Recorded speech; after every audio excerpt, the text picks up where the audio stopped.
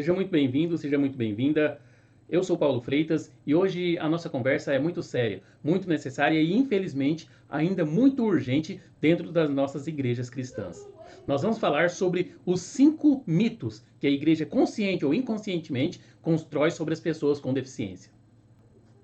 Mitos são histórias, são ideias, são crenças que parecem verdade, mas que são falsas e que, quando não são desconstruídas, acabam gerando dor, exclusão e violência, mesmo dentro de espaços que deveriam ser de amor, acolhimento e comunhão.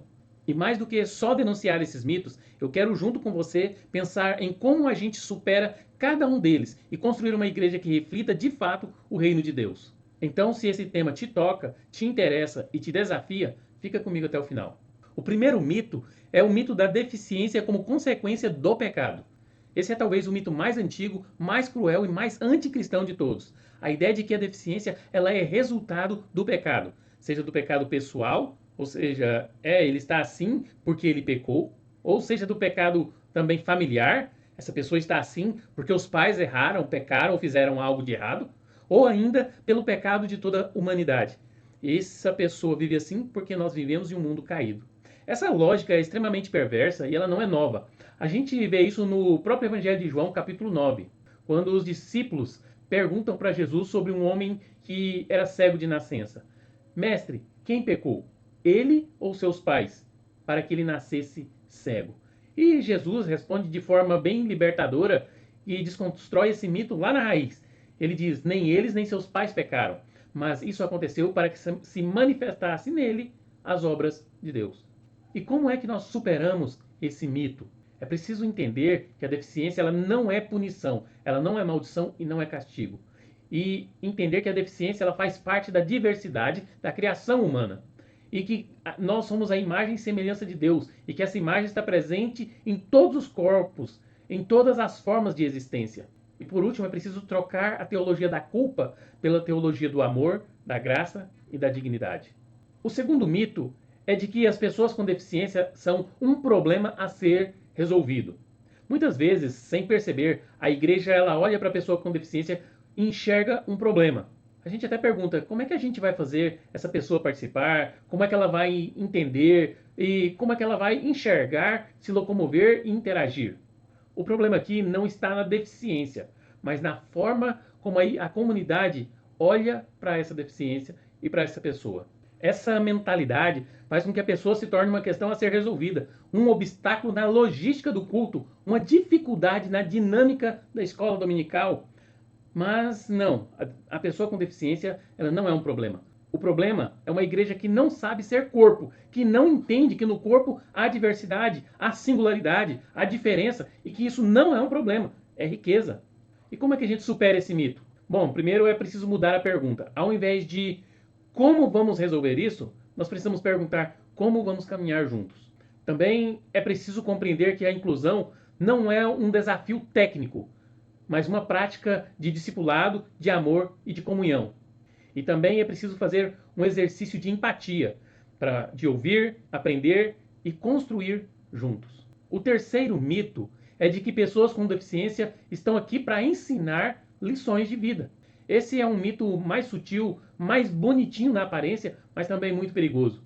Eu até fiz um outro vídeo sobre esse assunto que é falado sobre o Inspiration Porn na igreja. E você pode acessar aí no canal. Esse mito é quando a igreja olha para a pessoa com deficiência e transforma a sua existência em uma lição de vida para os outros. Olha, ele consegue estar aqui, então você também consegue. Ou ainda, Deus te colocou aqui para você ensinar superação, gratidão e resiliência aos demais irmãos.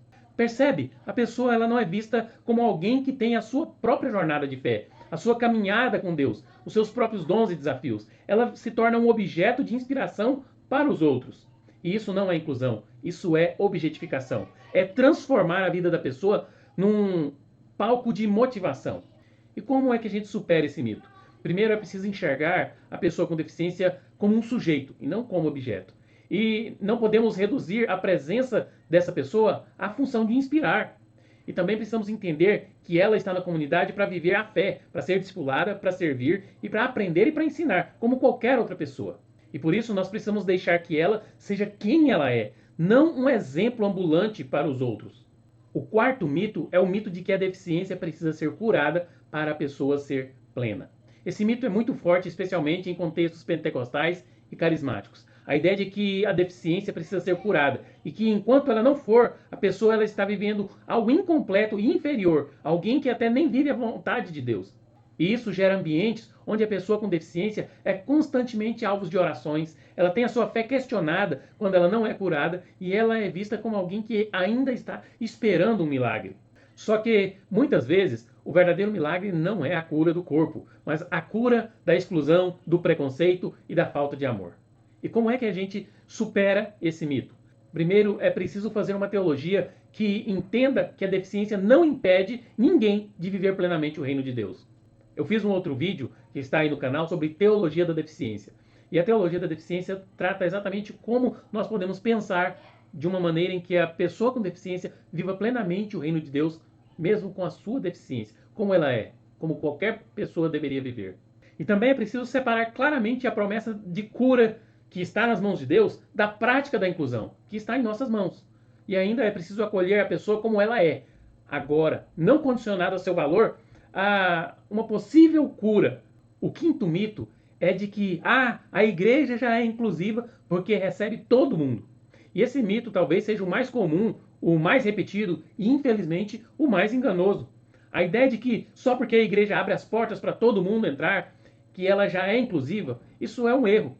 A gente diz, aqui todo mundo é bem-vindo, a porta está aberta, quem quiser que entre. Mas isso não é inclusão, isso é acessibilidade mínima. E olhe lá. Inclusão não é você deixar entrar, é fazer pertencer, é garantir participação, discipulado, comunhão, protagonismo. E como é que a gente supera esse mito? É preciso entender que abrir as portas é o primeiro passo, mas não o último. É preciso trabalhar na remoção das barreiras físicas, sensoriais, comunicacionais, atitudinais e teológicas. É preciso criar espaço onde as pessoas com deficiência não sejam só visitantes, mas membros ativos, discipuladores e discipulados, que sirvam o corpo como qualquer outra pessoa. É preciso promover formação, treinamento e momentos de escutas na igreja. Vencer esses 5 mitos é mais do que uma questão de empatia, é mais do que uma questão de acessibilidade, é mais do que uma questão social. É uma questão de discipulado, é uma questão de viver o evangelho de Jesus. Quando a gente rompe com esses mitos, a gente deixa de ser uma igreja que exclui em nome da tradição, da ignorância ou até da religiosidade. E se torna uma igreja que ama como Jesus ama, que inclui como ele inclui, que abraça como ele abraça. O reino de Deus é feito de diversidade, de corpos diferentes, de mentes diferentes e de jeitos diferentes. Cada pessoa carrega em si a imagem e semelhança de Deus. E a igreja só é corpo de Cristo quando cada parte é amada, valorizada e plenamente participante. Se esse vídeo ele fez sentido para você, te desafiou e te ensinou, então me ajuda a espalhar essa mensagem, deixe o seu like, compartilhe, envie esse vídeo para os seus irmãos da igreja, para os seus líderes, pastores, do seu ministério. Vamos construir juntos uma igreja que realmente reflita o reino de Deus. E que Deus te abençoe, te ilumine e te desafie a ser instrumento de inclusão, de amor e de transformação. Nós nos vemos no próximo vídeo. Fique na paz.